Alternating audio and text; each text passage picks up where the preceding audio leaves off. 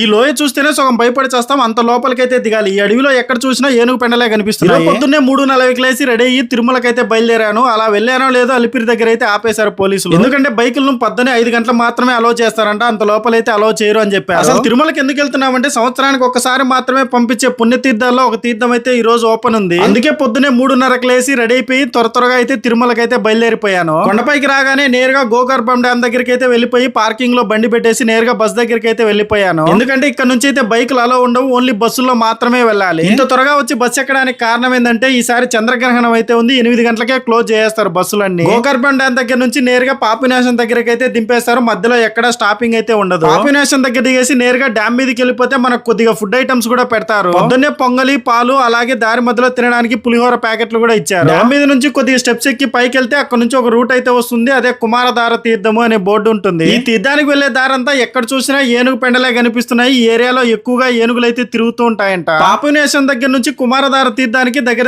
4 కిలోమీటర్లు అయితే ఉంటుంది. కొద్ది దూరం కొండకి దిగ్గానే ఒక లోయ అయితే వచ్చింది. ఆ లోయలో ఇలా తాడు పట్టుకుని అయితే దిగాలి లోపలికి. అక్కడ నుంచి కొద్ది దూరం ఏట్లో నడవగానే అసలైన లోయ అయితే వచ్చేసింది. అసలు లోయ చూడండి ఎంత ఉందో, చాలా జాగ్రత్తగా దిగుతూ వెళ్ళాలి. అది కూడా కడ్డీలు పట్టుకొని దిగాలి. దిగేటప్పుడు మాత్రం బానే ఉంది కానీ ఎక్కేటప్పుడు మాత్రం తాళ్ళు పట్టుకొని అయితే ఎక్కాలి. అలా లోయ మొత్తం దిగేసిన తర్వాత 2 పెద్ద కొండల మధ్యలో చిన్న దార లాగా ప్రవహిస్తూ ఉంటుంది. కుమారధార తీర్థము. నీళ్లు పట్టుకుందామని తీర్థం దగ్గరికి వెళ్తే సర్రా నీళ్ళకి ఎందుకైతే లాగేశాడు. పక్కనే చిన్న గుహలో స్వామివారు అయితే ఉంటారు, ఆయనే కుమారస్వామి. ఈ తీర్థం గురించి ఫుల్ డీటెయిల్స్ కావాలంటే మన ఛానల్లో ఫుల్ వీడియో ఉంది, వెళ్ళి చూడండి.